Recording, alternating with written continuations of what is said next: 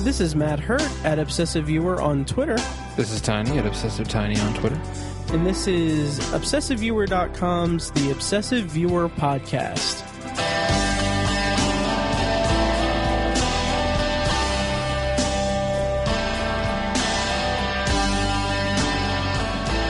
Hello and welcome to The Obsessive Viewer. We're a weekly movie and TV podcast that covers a specific topic, be it genre, trope, movie, or show, each episode.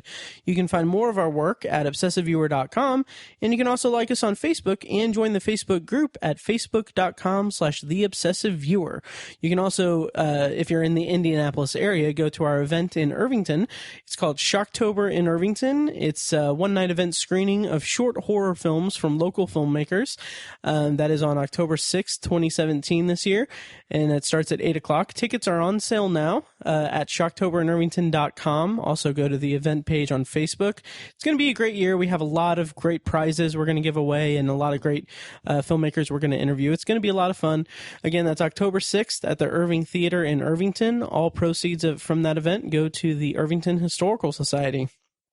And also, sponsor for this week's episode is, of course, Horror Movie Yearbook. Horror Movie Yearbook is a great horror movie podcast that takes a series, or takes a few movies, horror movies from a certain year, and reviews them, and then contextualizes them to the pop culture and current events of the year that they were released.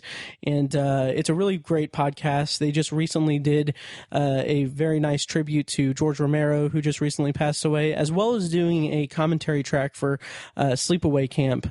So definitely go ahead and check that out at HM Yearbook on Twitter and at horrormovieyearbook.com. And thank you to Horror Movie Yearbook and to the Midwest Podcast Network for sponsoring this week's episode. Tiny, how's it going? It's going good. Good. How are you doing today? I'm pretty good. A little tired. Yeah, I hear you. What are we doing today? We're talking about Logan Lucky. Yes, we are. And every time, I say that before we talk about news. Yes, yeah. You do. So today on the podcast, we're reviewing Logan Lucky from Steven Soderbergh. And yeah, so what we're going to do before that is we have a few news items to kick off the episode with. So the first one is I did something and forced you into it. Mm-hmm. We started a new podcast. Yes, it's called Tower Junkies, a Dark Tower podcast where it's a podcast devoted to all things Dark Tower and Stephen King, and it's available on iTunes, Google Play, Stitcher, and anywhere else podcasts are found and on Facebook and Twitter and Instagram at Tower Junkies Pod. Go check it out. It's going to be a lot of fun. We're going to be doing a lot of episodes about the Dark Architecture. Tower.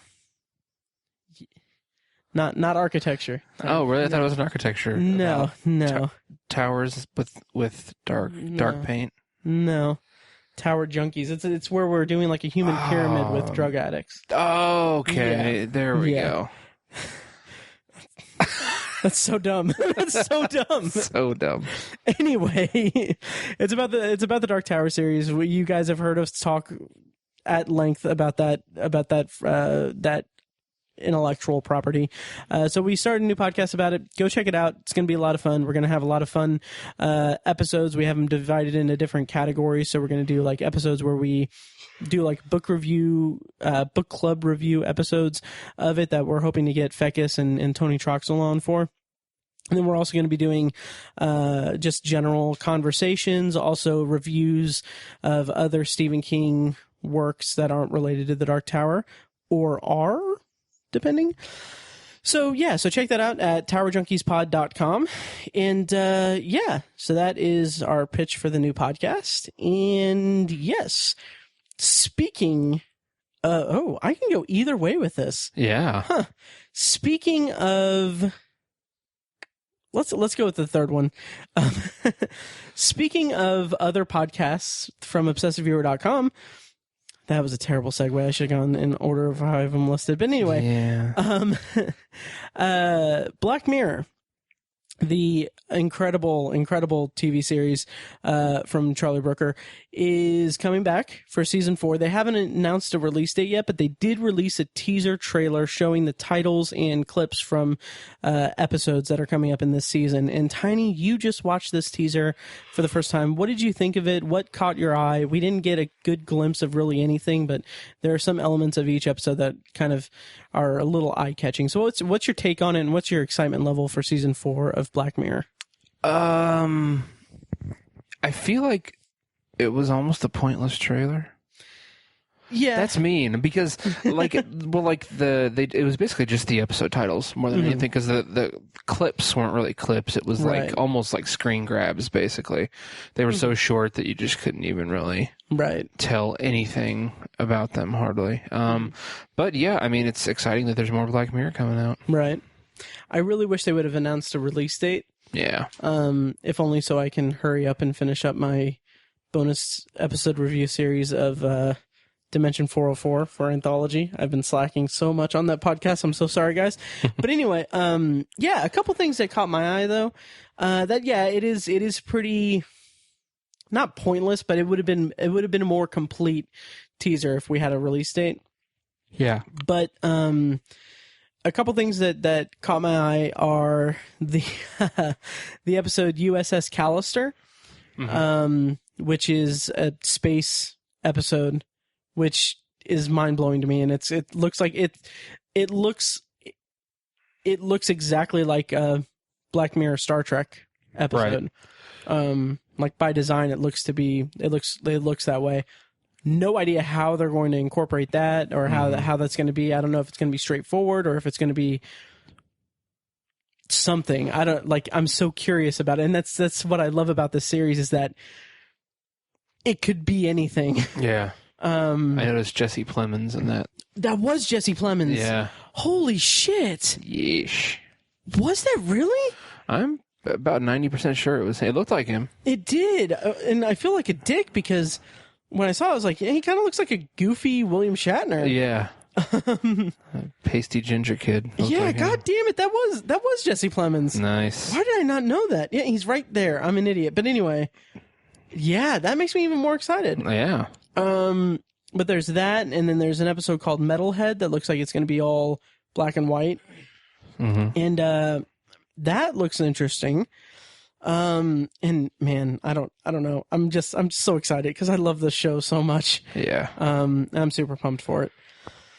Yeah, and I'm curious if any of them are going to be as emotionally devastating as, say, San Junipero or Be Right Back or The Entire History of You or 15 Million Merits.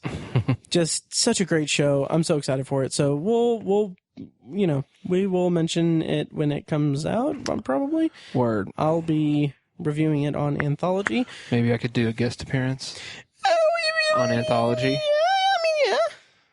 You can. Let me rephrase. I'm going to do a freaking guest appearance on Anthology. No, that's fine. You can definitely invite yourself onto my podcast. Damn right.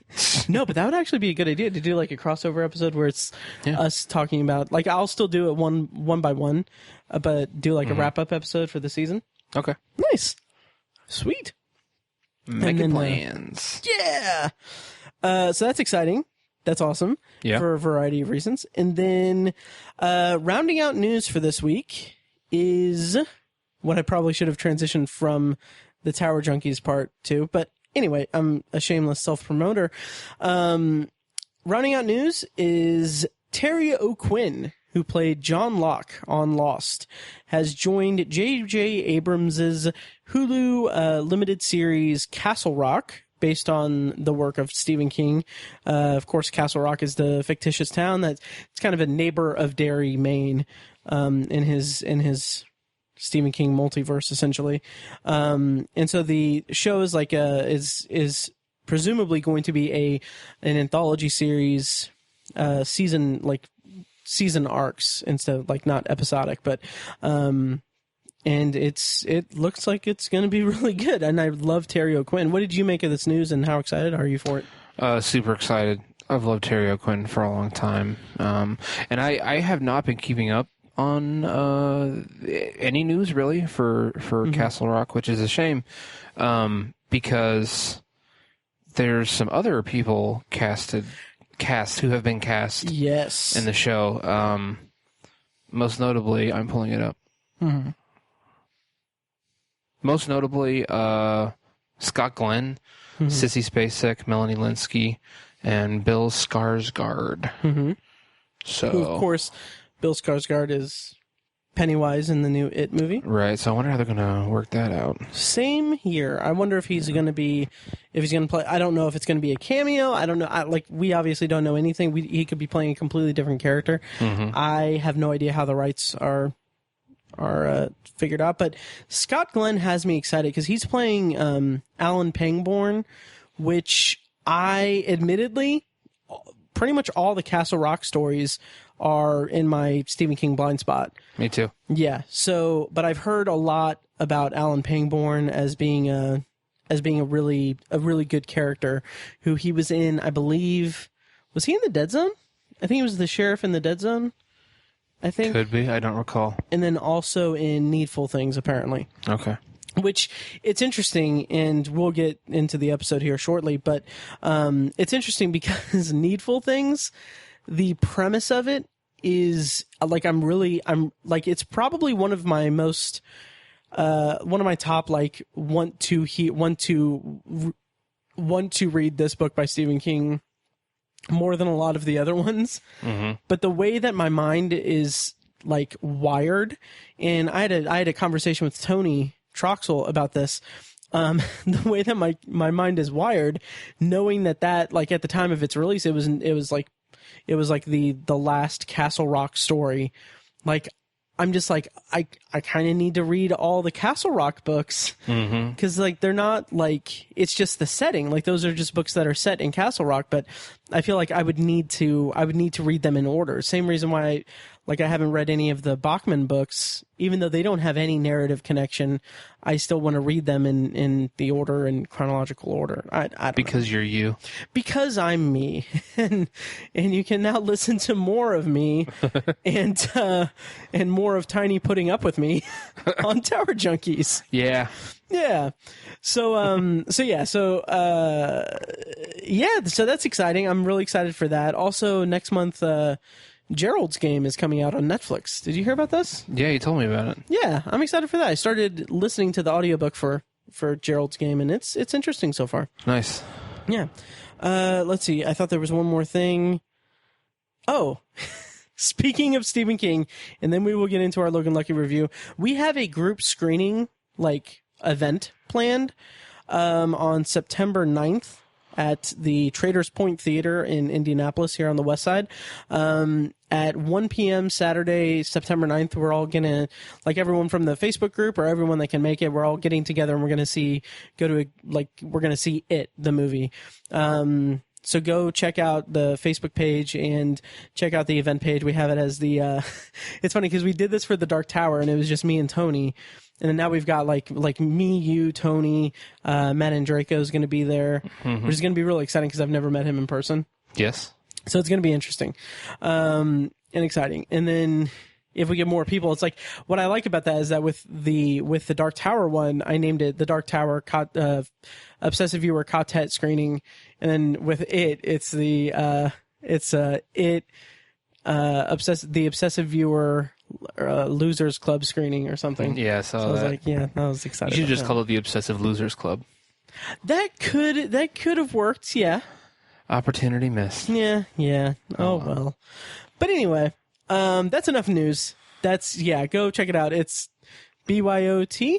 Buy your own tickets. Yes. We're kind of buying our tickets in row G, so go check that out and meet us there and talk to us after the movie and stuff, but not during the movie. Please don't. Anyway, all right. So we are here to review Logan Lucky. I'm going to read... Do you want to read the IMDb synopsis? I would love to. Very thorough. It's very thorough. Two brothers attempt to pull off a heist during a NASCAR race in North Carolina. They sure do. Super detailed. Yes. So this movie is directed by Steven Soderbergh. And if I'm not mistaken, he came out of retirement to direct it? He sure did. Yeah. His last movie was Behind the Candelabra for HBO, which I never watched. Oh, okay. Sure. It's like 4 or 5 years ago. Yeah. Damn. It has Channing Tatum, Adam Driver, Daniel Craig, Jim O'Heir, who I got a kick out of seeing him. Yeah. And and it's a movie, and I saw it last night after work, and it was written by Rebecca Blunt, and I feel like I should know. Nope, I don't know that name from anything. Neither do I. Yeah, this is her only writing credit. So Tiny, what were your expectations for Logan Lucky? Because the reason that we're reviewing this is that you mentioned that you had just seen it, and I was like, oh hey, I'll go see it too, and we'll review it. And what prompted you to go see this movie? I was prompted almost 100% by the fact that it was Steven Soderbergh. Oh, interesting. I am a huge fan of his. I just think he's a great... I like his writing more than anything, I think. But, you know, and obviously it had the heist aspect to it, and I'm an unabashed fan of the Ocean's films. Right. 11, 12, and 13. 12 was kind of weak, for being honest. But I think those are really fun movies. I love heist movies in general. But I think Soderbergh kind of takes the cake, you know. I think the Ocean's films are kind of at the height of that subgenre, mini-genre, if you will. Okay. And so, yeah, all those things combined. And the fact that, unlike our co-host who's on sabbatical, Mike, I love rednecks. Oh, yeah. Especially just watching them. It's not just Mike. I can't stand rednecks. Can't stand them either. I mean, not like that sounds terrible. I don't. It's just not that subculture isn't something I'm too crazy about. I'm just a conscientious observer of it. I find it very entertaining. Hillbillies and rednecks and what have you.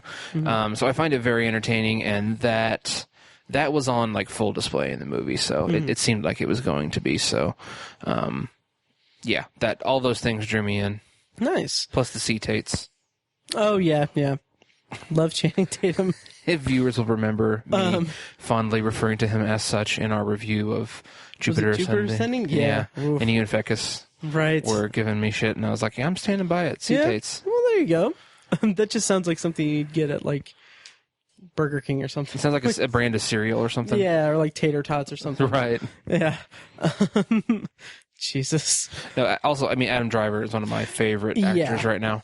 Oh yeah. As well. So there's Same that. here. Yeah. And I had seen the trailer for it once or twice and thought it looked fun, and I wasn't planning on seeing it until Tiny mentioned that he saw it and we needed a topic. So I went and saw it last night. The theater, I mean, it was a Monday night, 7:00 screening, so there was like 4 other people in it. I want to gripe just a little bit, as I normally do. And they weren't that bad, but like the people right behind me, it was like I got kind of nervous because like the It trailer played, and like the trailer for It's incredible. Like I'm so excited for that movie. But like there's a part where I believe it's Bill, the kid playing Bill Denbrough, is walking through a house, and he is following what looks to be muddy footprints or maybe bloody footprints, one or the other. But the guy behind me, just like he doesn't whisper to the guy next to him. He just says like, yeah, go follow the muddy footprints, dumbass. I'm like, is this the kind of experience I'm going to be having tonight? Like, is this guy going to be fucking commenting on every fucking thing? Is Matt Hurt going to have to choke a bitch? Is Matt Hurt going to have to complain on a podcast in the safety of his apartment away from the people that could, harm him? Boy. No, unfortunately it wasn't bad or anything, but it was just like, it was just weird because I was like, what? Like, I mean, it's a snippet of like, you have no context for this scene. Like, something like you have no idea what context it is for that scene. Like, why comment on that? But anyway. So I saw the movie and now we're going to review it.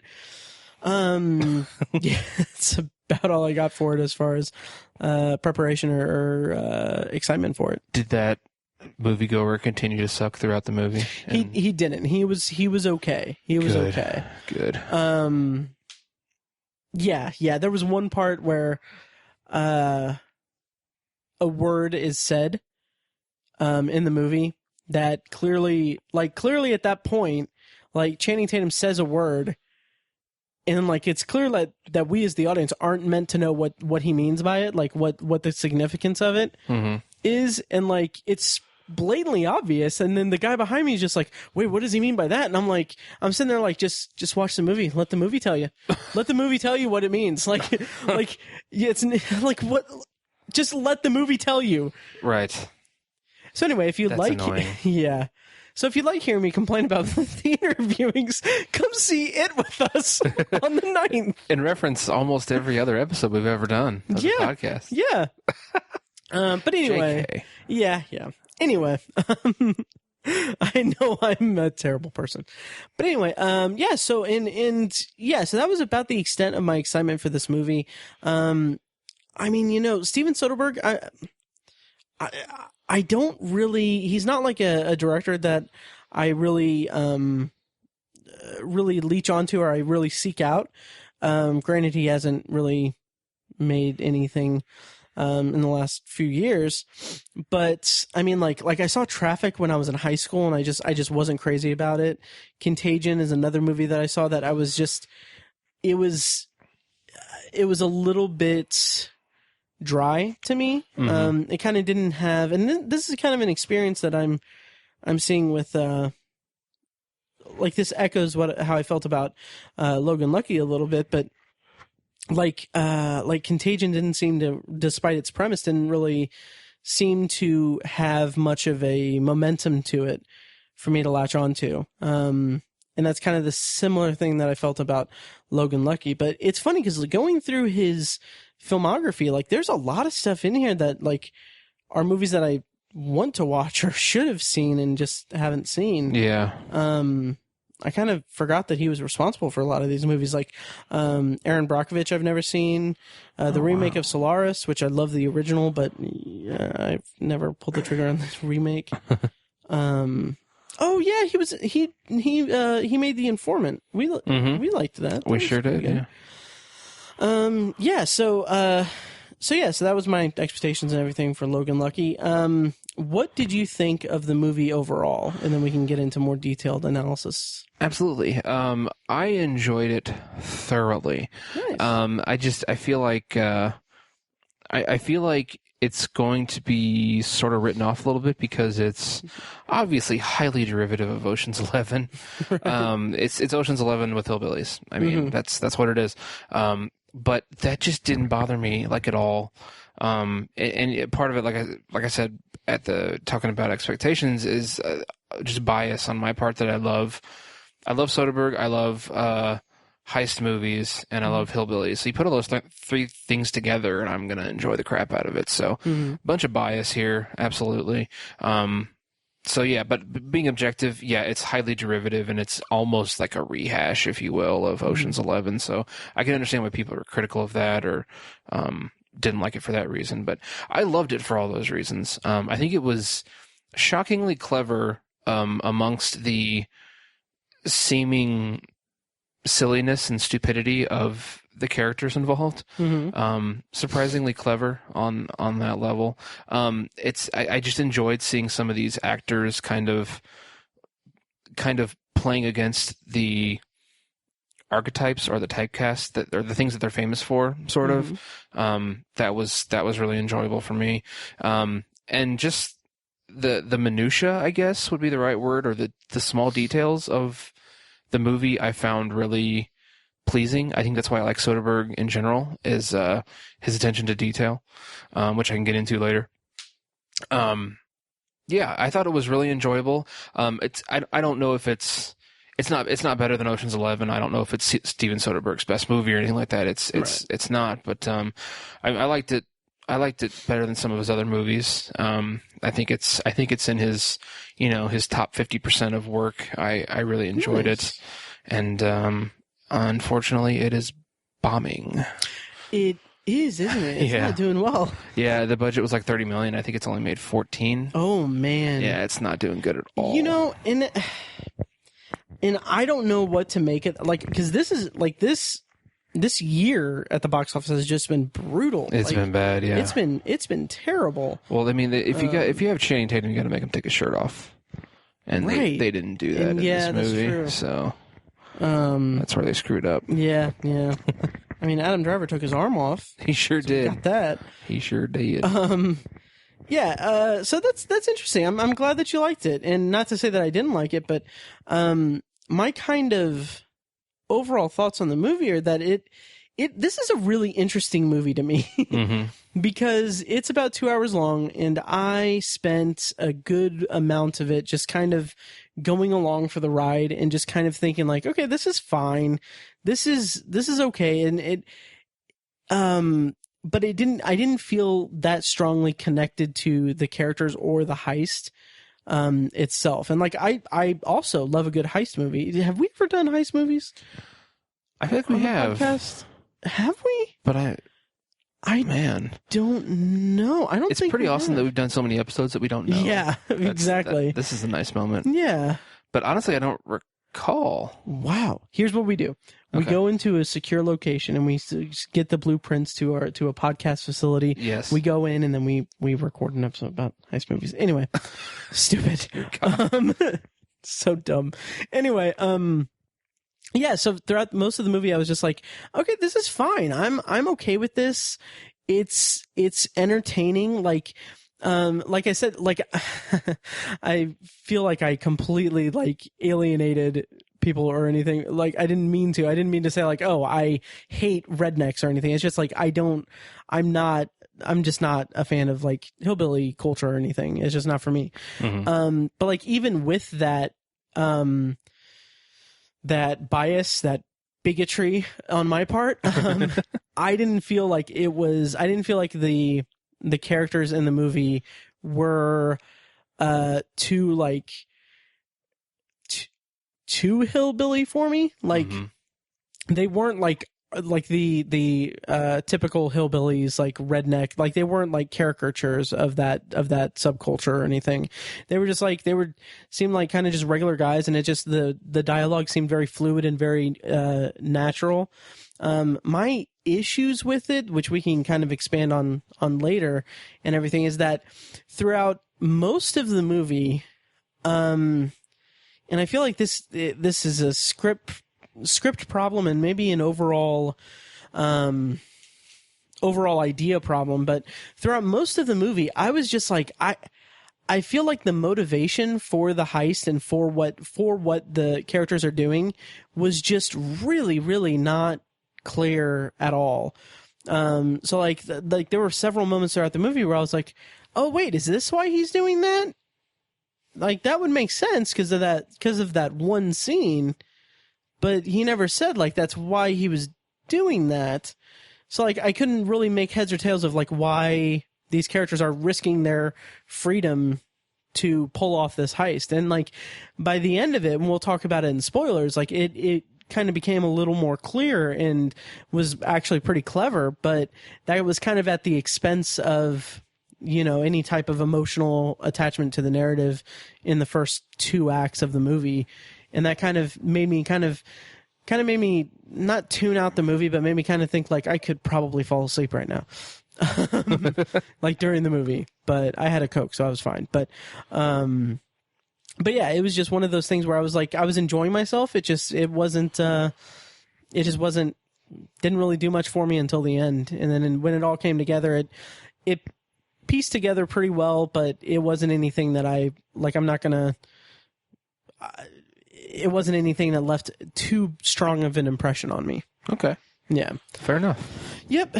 I did like the performances though. Daniel Craig as Joe Bang was really, really fun. He seemed like he had a lot of fun with that role. And there were some good comedic beats with him. His two brothers were the closest to the prototypical redneck caricatures, but they were fine. It was still entertaining. What did you think of them, and what did you think of Channing Tatum and Adam Driver?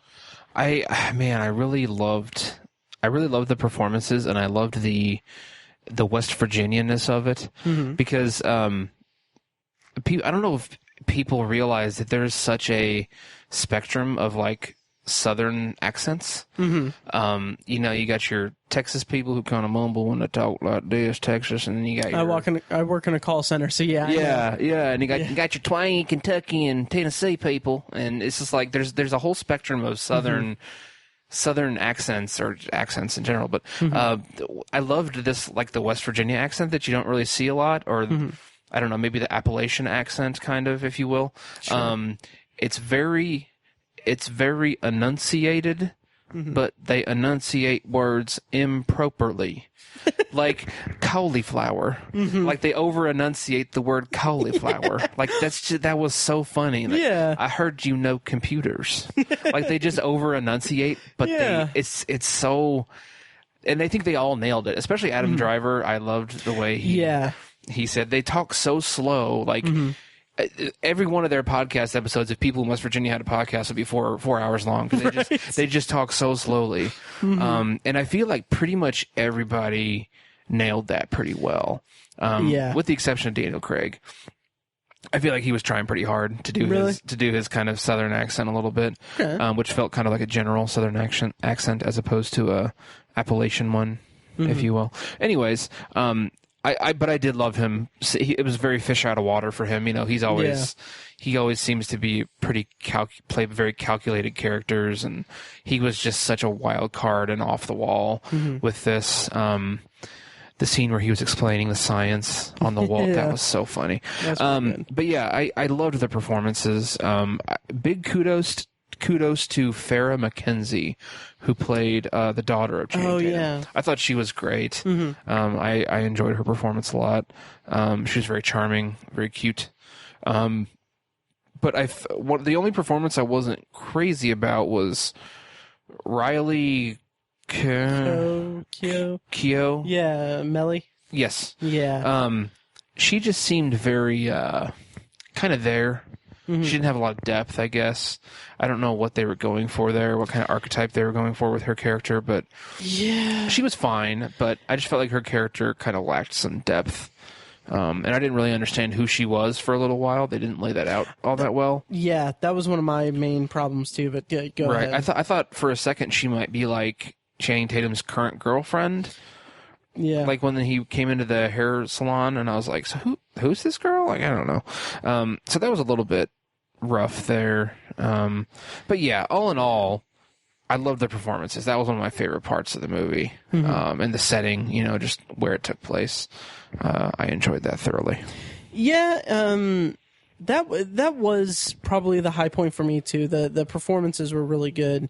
Like you said, they really did nail the accent and everything. But yeah, to talk more about Riley Keough, or however you pronounce her name, as Melly, I had that same problem, and it took me out of the movie. Because her first scene is Channing Tatum going into the hair salon, I guess. And like that's her introduction. It makes it sound like she's the mom. Right. And then you get introduced to Katie Holmes, who is clearly the mom. So you're like, is that, like you said, I kind of wondered, like, is she his girlfriend or what's the deal? Or is she Katie Holmes' sister? Because she kind of seemed like kind of shitty with him in that scene. It's not until a while into the movie that like I pieced together that she was one of the Logans. Right. So that's kind of indicative to how I felt about the first two acts of the movie itself, because like it was very not, I was very disengaged throughout the first two acts, just because I was just going along with it. I was just like, okay, this is fine, this is totally fine, but I'm not tracking what exactly is going on or why it's going on. It just seemed kind of difficult to piece together there. Yeah. But it didn't kill the movie for me, though. Right. Yeah, it was still pretty okay. Yeah, I agree. I think it was a script or writing issue more than anything, because I think she did a pretty decent job as an actress. So I liked her performance. But earlier on, you mentioned the whole like motivation thing, and I'm with you on that, like 100%, because it was very unclear. I think a big chunk of it was kind of bucking the Logan curse, if you will, the Logan family curse, and kind of proving that they can actually pull something off, sort of. I think that was part of it, but, you can do that by, like, trying to paint something or build a car, or, like, they're not thieves, you know what I mean? They're not crooks or thieves, and so, like, why do they feel like they need to steal something? I realize they're poor and they want money, right? Obviously, but this is like a mastermind heist movie, and it's like, why is this kind of dumb jock, washed up dumb jock archetype guy plan such a complicated heist? That's like a mastermind style heist that doesn't make a lot of sense. Yeah, so it really didn't. That was a pretty substantial flaw of the movie. Yeah, and it really was to the detriment of the characters, really, because like you said, like I was struggling to really piece together what the deal was, because like in that scene with Katie Holmes, she's like she reveals something to him, and then he says like, well, when am I going to get to see my daughter and whatnot? And then she's like, oh, you can drive down to wherever to see us. It's only like 40 minutes or something. You can cross state lines. And I thought, like, for a second, since there was so little development there, I was like, is he maybe like on parole? Like, is he a criminal and on parole and can't cross state lines? Is that what the deal is? That's what I was thinking too. Yeah, but that's not the case. And like about the Logan curse, like I feel like we got like maybe a couple of scenes, if I'm being generous.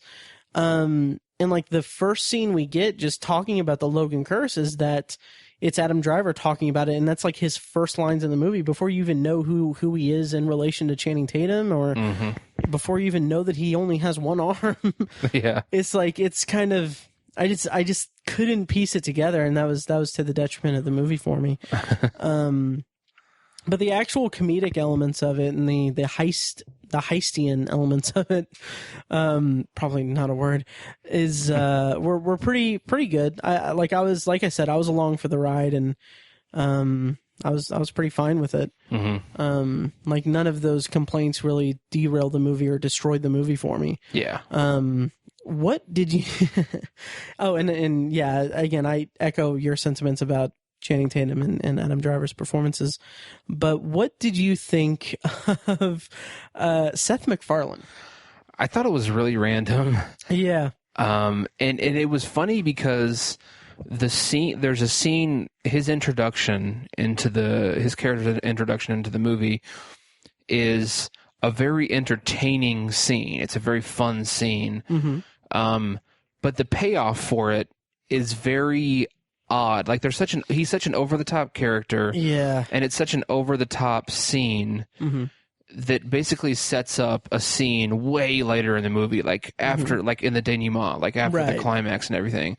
And like you almost forget about him. Yeah. And it's just it feels like he's going to be a hugely pivotal character in the movie when he's really not. He's just kind of he just ends up being what's supposed to be a witness for something, and it kind of falls apart. And it was just oddly structured, I guess, and just like, I don't know, like the importance of it was very overplayed, I think. Yeah. Like, but it was also a very entertaining thing. Yeah. I mean, it was pretty entertaining, so. Yeah, and I think the thing that I'm struggling with this is that it's an entertaining movie and everything, but what I expect out of heist movies and about movies like that are like this is that when you have, like, you can have a heist planned out, and then obviously the cornerstone of any heist movie is that things go wrong and they have to improvise and everything.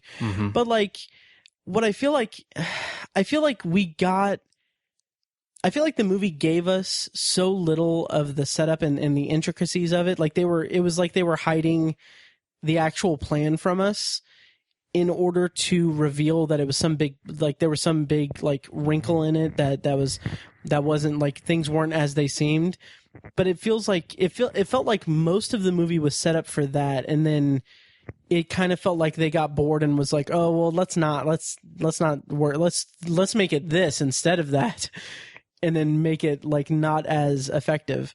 That was how we can talk more about that in spoilers, but yeah, I was just kind of, it's a very peculiar movie because like I watched it and I was okay with it, and then toward the end it picked up momentum and I was a little more intrigued, and then the movie ended and I was just like, all right, I can't even be mad about it. Like it's not like it wasn't a bad experience.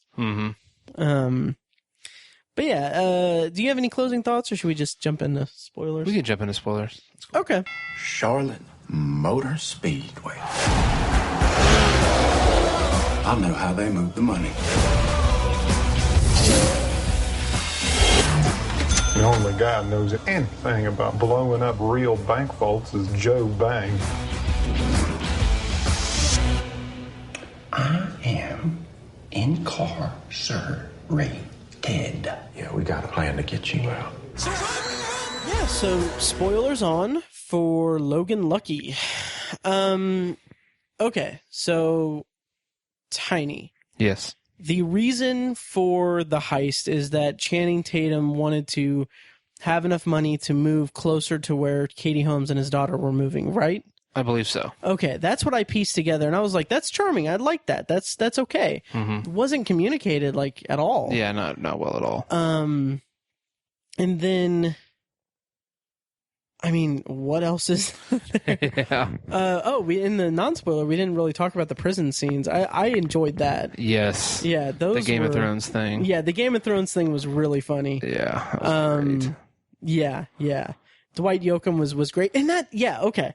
Dwight Yoakam was great, and what I didn't understand about the denouement, like after the heist, when Hillary, like first of all, I'm sitting there like I'm mentally like tracking where we're at in the movie. I'm like, okay, well this has got to be like, now they pulled it off, and now we're just gonna kind of like everyone's gonna, it's like the closing thing, and then I'm like, what is that fucking Hillary Swank? Yeah, comes out of nowhere. Yeah, and then also Macon Blair is in it too, right. Which it's always a treat to see him in things, but. Yes. I was like, how long is this movie? Do we have like another 45 minutes or something? And we didn't. It was still like a 20-minute thing. Yeah, I had the same thought. Yeah. But like what I couldn't understand was that they pulled off the heist, and then we get Hillary Swank talking to Dwight Yoakam and to in the scene with Seth MacFarlane. She reveals that the driver didn't corroborate his story, and then also, oh man, there was a third one. Oh, also the owner of the track, or whoever that character was, talking about the insurance money and everything. Mm-hmm. Like I thought like midway through those scenes, I was like, was there a bigger plan in place? Like, was the warden and the driver and the track guy, were they like working with them somehow? But that didn't pay out. It would pay off. It was just more like, I guess it was more like they were such like Robin Hood figures, or maybe not Robin Hood figures, but like the heist was beneficial to other people that it didn't track with me. Like, what did you make of those scenes with those characters at the end? To me, it seemed like, especially with the warden being there, it was all just planning.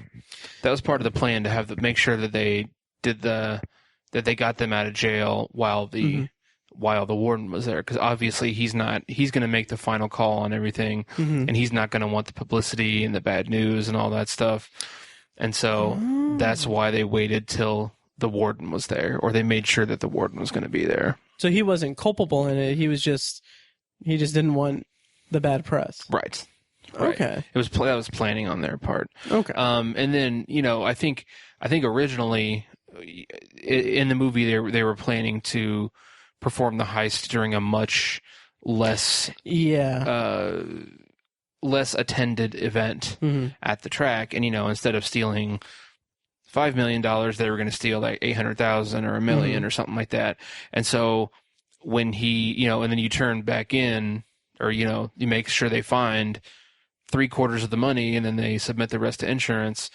That's like nothing. It's not a big deal. It's not publicized. Right. And it just gets written off as an insurance loss. It's not a big deal. Everybody moves on. There's no investigation. But because it turned out to be the Coca-Cola 600, it's a lot more money. It's a lot more publicized, and it makes the news, and there's all this, it turns into a bigger thing. And that's what makes the movie more interesting and all that. But I feel like, I don't know, I feel like the way they rolled with the punches kind of made the movie more interesting, I think. Okay. Because if they just rip off that minor event, it's not as interesting. Right. You don't have the Hilary Swank character coming in and making it personal and all that shit. Yeah. Which I agree was a bit, kind of stretched things out a little more than they needed to be stretched out. And it was a little bit convenient, maybe, from a storytelling perspective. Yeah.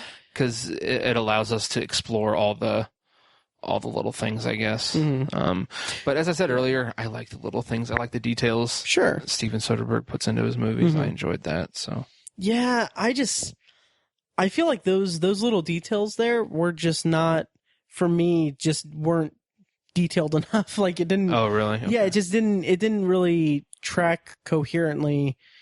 Like I was as like the fallout was happening, and as Hilary Swank was doing her Hilary Swank thing, and like she was kind of sniffing around and getting the real story and everything, I was like as she was doing that, I had just as many questions, like, because I was like, okay, yeah, I wasn't sure how they were going to do that. Like, in certain things, didn't really feel like they connected that well with me either. Like they had the security guards that didn't really have much of a payoff with it. I thought there was going to be something with his limp that would come into play. And then also like Adam Driver's arm in the suction thing.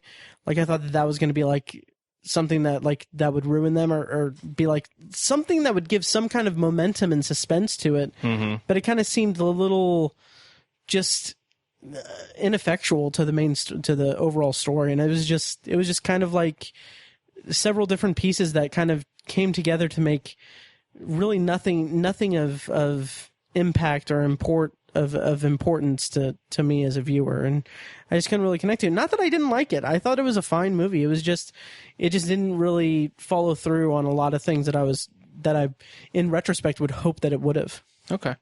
Yeah. Fair enough. Yeah. Fair enough. Yep. Anything else you want to talk about with it? There were I'm positive you didn't pick up on this, but there were cameos from NASCAR drivers. Yeah, I saw Jeff Gordon.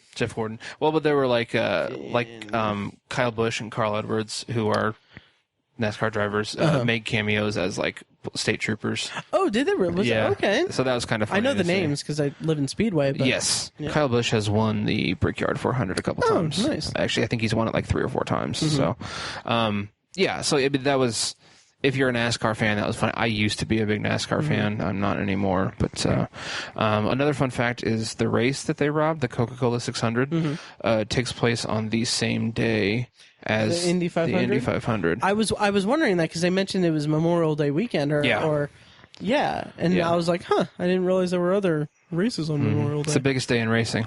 1,100 miles raced in one day. Wow. And it's funny because there used to be like almost every year there'd be some driver who'd do both of them. Oh, really? Tony Stewart did it a handful of times. Wow. He would finish the race and he would finish the Indy 500 at like 3 or 4 in the afternoon because the Coca-Cola 600 is a night race. Okay. It starts at like 7 or 8 at night when the sun is still up, and then the sun goes down and it goes. It's a cool race actually. Okay. That was another thing about the movie that was a little inaccurate, is that it's a night race. Yeah, I was gonna question that. Yeah. So yeah, Tony Stewart used to like finish the Indy 500 and get straight into a helicopter and fly down to North Carolina. Jesus. Fly down to Charlotte for the Coca-Cola 600. Yeah. Wow. It's pretty cool. Didn't he like kill a guy or something? He did. Okay. Unintentionally. I don't want anyone to think that he. Right. Yeah. Okay. Well, you'll hear us talk more about that when we start our fourth podcast about auto racing. Yes. The obsessive racists. Anyway. Nice. Yeah, and that was another thing. And this is something that I mean, we're kind of winding down with it because I don't really have much else to say about it. But, yeah. Real quick, like seeing, because for context, we both live in Speedway, Indiana, which is like where the Indianapolis Motor Speedway is. I kind of like watching the movie. I was kind of like when they talked about Charlotte Motor Speedway, and they talked about like, oh, how it's basically like its own city and it has year-round events and stuff, Yeah. and everything. I was like, kind of wish there was something like that in IMS. Like, I know. 'cause, I mean, we like just have a few races and that's about it. Really. Yeah. An air race, that's pretty cool. Right. But, Yeah, NASCAR has their like headquarters close to Charlotte. North Carolina is kind of like the NASCAR state. Okay.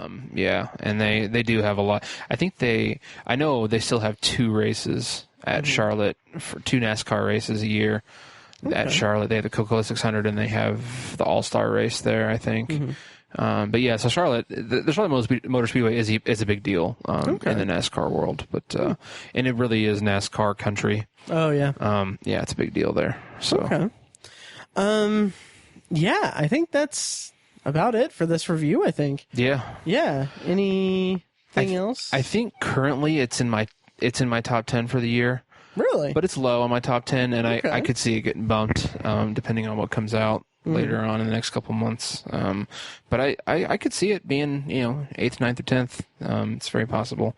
And like I said, I love Steven Soderbergh. I love his movies. I've always been even his lesser appreciated movies like Haywire and Contagion.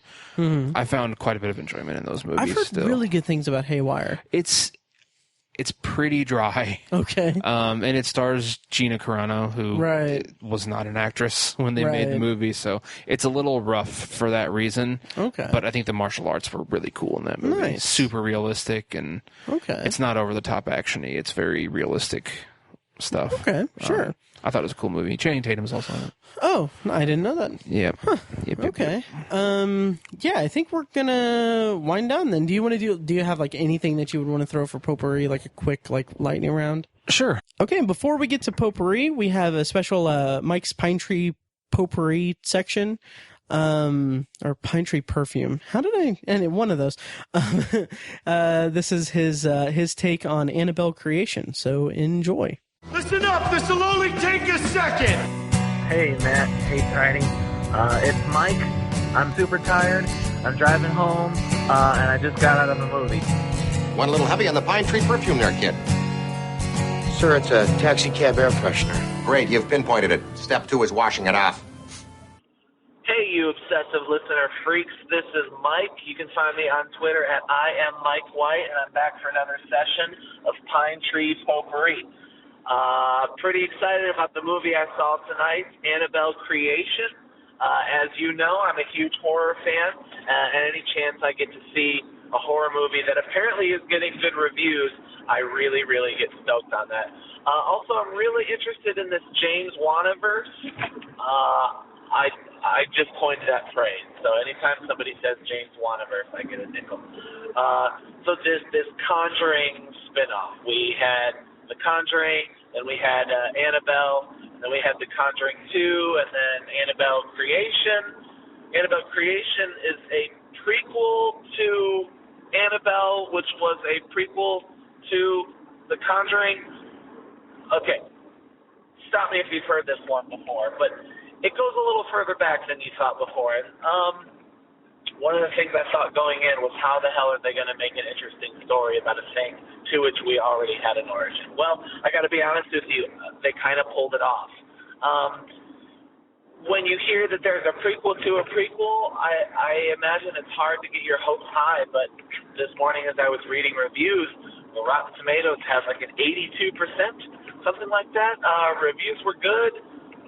The trailer looked all right, and so I definitely went into Annabelle Creation thinking that this could be good, and it really was. There were some pretty effective scares that I liked a lot. So there's this new thing in horror movies and I guess you could say in the James Waniverse, where the story is not so much the thing, and scaring you shitless is also not so much the thing, but he creates, and James Wan is just the producer, he's not the director of the film. The director of the film does not come to mind. I can't look it up at the moment because I'm driving, but it is the same guy who directed Lights Out, which I also enjoyed a lot last year. So they do these like almost gimmicks. It's like new gimmicky scares. Like, what game can we play to create scares? And so there's a moment where a girl is kind of playing with this old 1950s style like pop gun, ball gun, and she shoots it and it goes into darkness and it kind of comes back. So like there are almost these patented moments where you know when this gimmick is happening, a scare is about to occur. Now, the scares which happen after these gimmicks are usually effective, so I can give it a pass. However, there's really no surprise that a scare is coming. As soon as a gimmick begins, you're like, okay, here we go. Fortunately, the movie doesn't resort to a lot of lame jump scares. Luckily, it gives us some real genuine, I think, earned scares. A couple things I didn't like about it. One of the main girls, the character Linda, I think that she was the girl from Ouija Origins. I don't know. They're all called Origins now. The prequel to Ouija. She was not as good in this as she was in Ouija. So she kind of left us wanting a little bit. Another problem I had was at the beginning of the third act, there was a huge exposition dump that just kind of blindsided you out of nowhere, and it felt very Encyclopedia Brown, like this is how it happened back then. There's no way you could have known this, audience. Information, go. And then the last 20 minutes kind of dragged a little bit. Effective, interesting, scary, kind of wish it just got to the point. It does surprisingly, shockingly tie in legitimately to the next Annabelle movie. I don't know what you want to call it.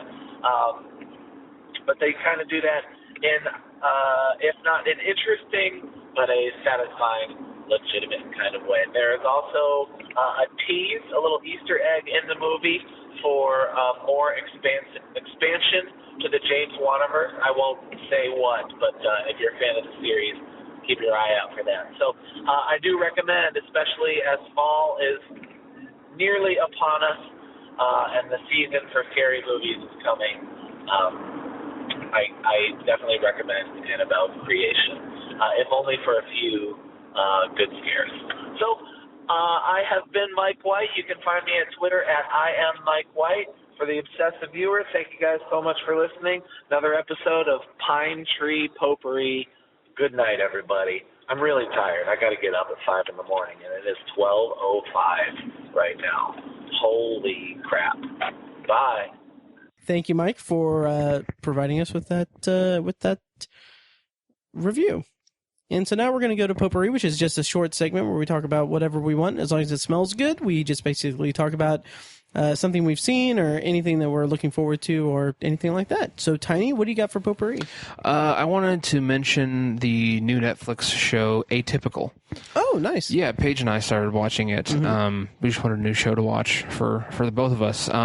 It is really, really delightful. Nice. It's a great show. It's really topical because... Mm-hmm.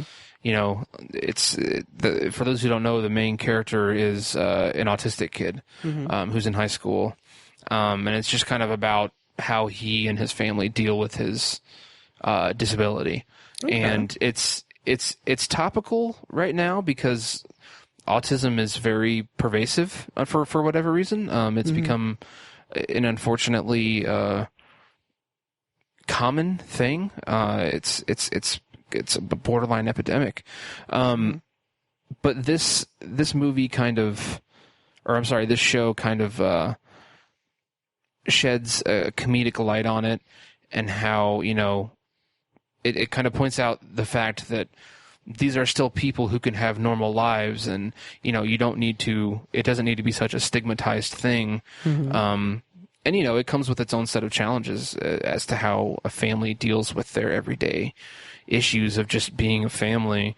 You know, it really throws a wrench in that. And it's really just about how this family deals with and lives around this disability, and how it influences their lives in both negative and positive ways.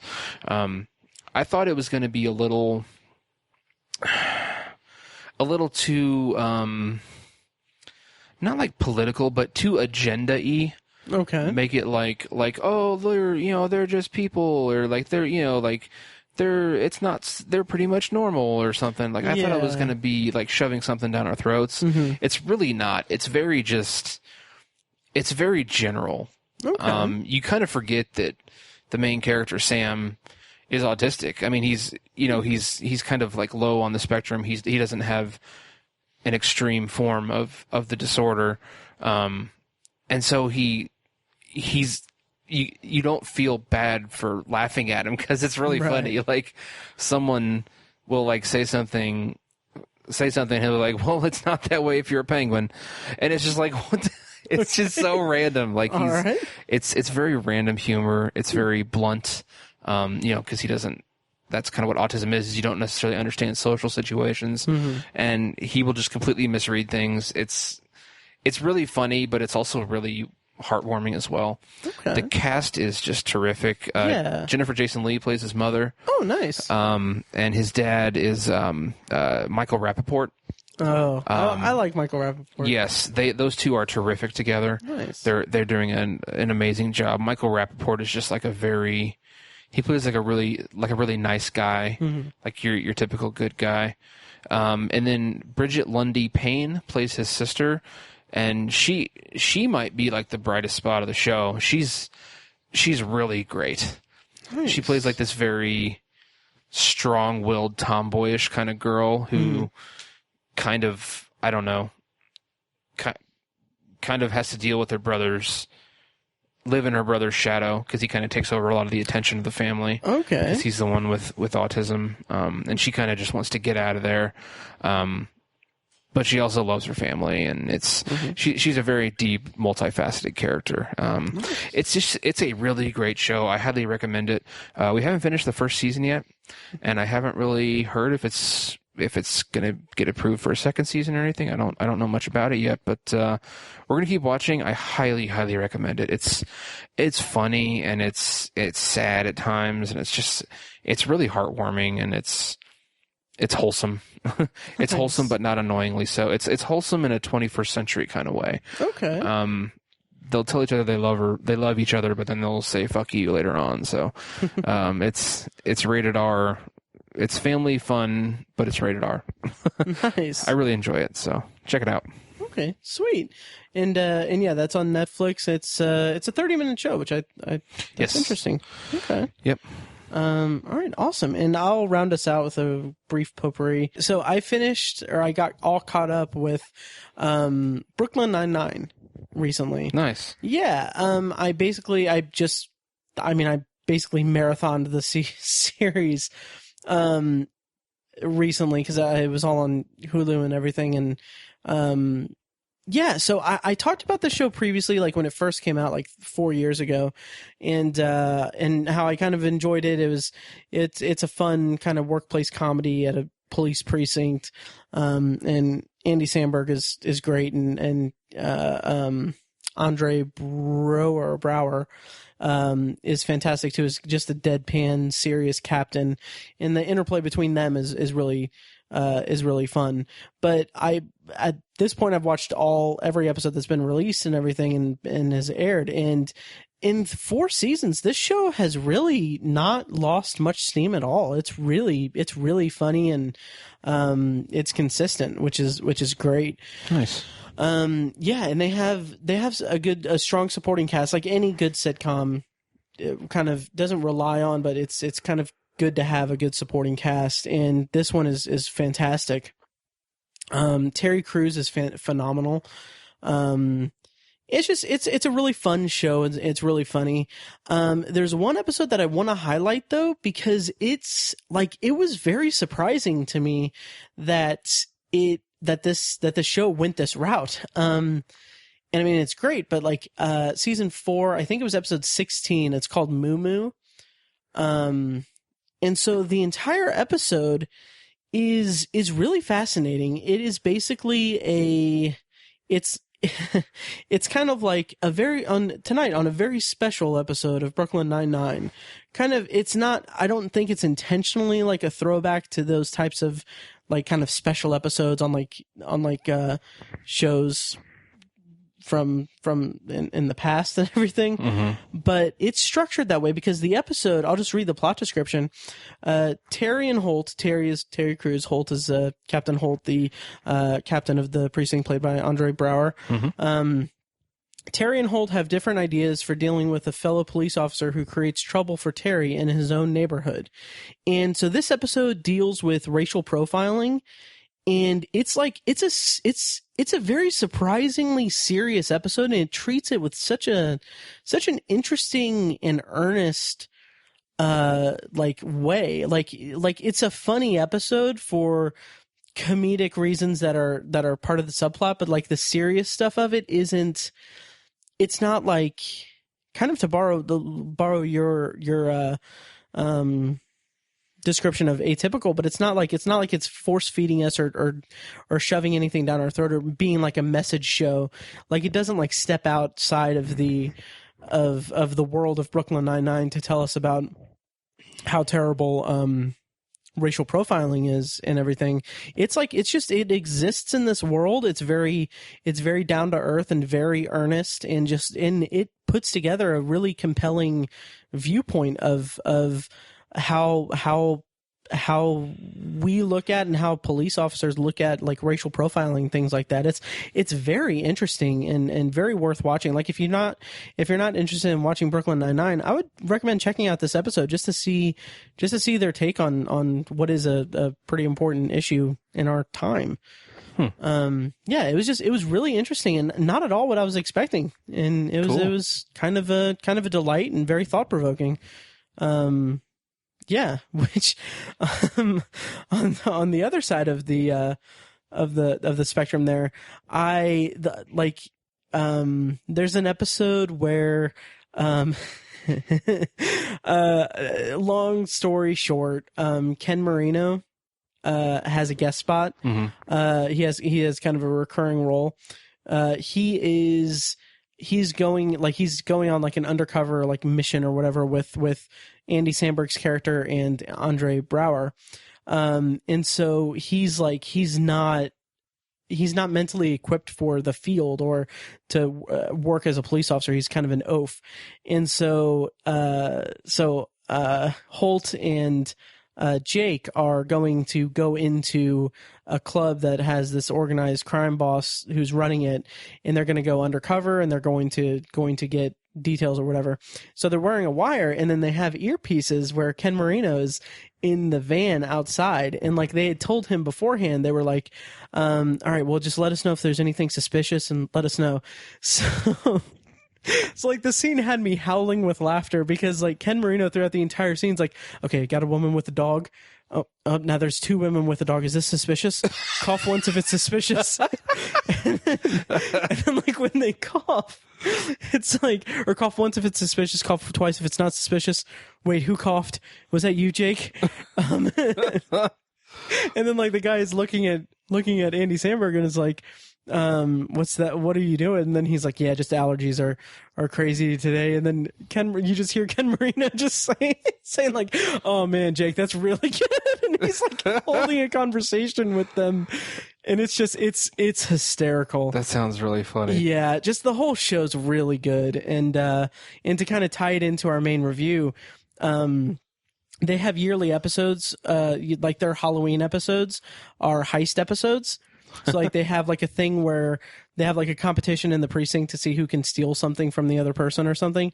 So it's really inventive the way they do that. But anyway, that's Brooklyn Nine-Nine, all on Hulu. It's a lot of fun, and I really like it. And the new season starts in September 26th, I think, and it's on Fox. But yeah, nice. And yeah, I think that'll do it for this episode of The Obsessive Viewer.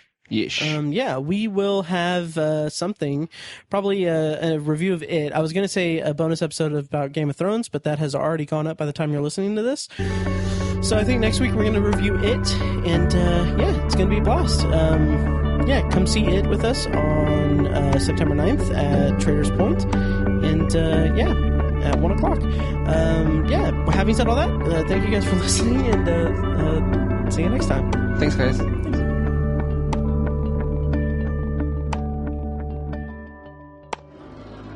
Tickets are on sale now for the 4th annual Shocktober in Irvington, presented by the Obsessive Viewer podcast.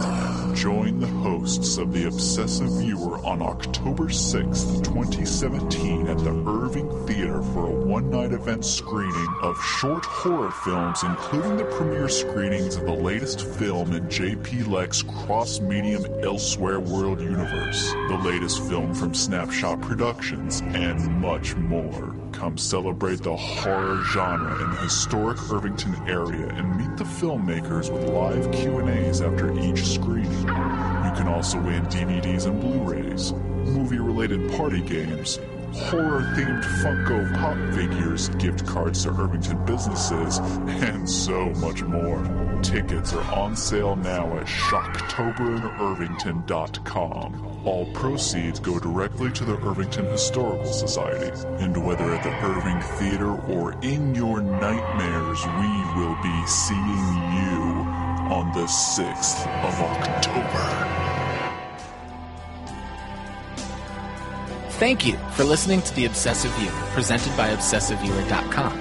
You can find more of our episodes at ovpodcast.com, and you can subscribe to the show on iTunes, Google Play, Stitcher, or anywhere else podcasts are found. If you'd like to support the show, the best and easiest way is to leave us a rating and a review on iTunes. More ratings and reviews means it'll be easier for people to find the show in the highly competitive film and TV podcast genre. It also provides us with valuable feedback on the show. If you'd like to donate to the podcast, you can make a one-time PayPal donation at obsessiveviewer.com/donate or become a patron at patreon.com/obsessiveviewer for recurring donations with different reward tiers. Every donation goes toward paying the fees to keep the podcast running and is greatly appreciated. For official Obsessive Viewer merch, including shirts, mugs, notebooks, phone cases, and more, visit our TeePublic store. You can also buy other great TeePublic designs in our store, and we'll get a small commission on the sale. You can find a link to the store in the show notes of this episode and at obsessiveviewer.com/donate. The Obsessive Viewer's theme song is An Eclipse of Events and is provided by Loudlike from their EP, Mistakes We Must Make.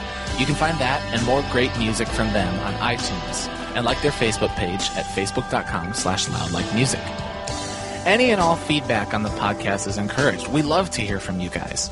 You can contact us by emailing podcast@obsessiveviewer.com or by tweeting us at obsessiveviewer, at obsessivetiny, and at IamMikeWhite. You can also like us on Facebook and join the Facebook group at facebook.com/theobsessiveviewer, where you can take part in discussions and polls between episodes.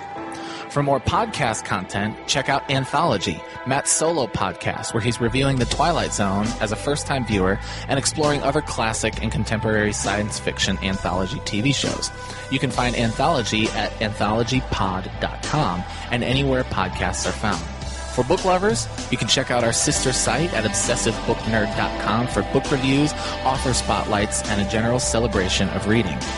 Finally, if you're philosophically curious, check out Tiny's side project podcast, The Secular Perspective, which explores the concepts of faith, religion, and existence from the perspective of secular hosts Chad and Amanda. You can find that at thesecularperspective.com and subscribe to the podcast on the app of your choice. Once again, thank you so much for listening, and we'll see you next time.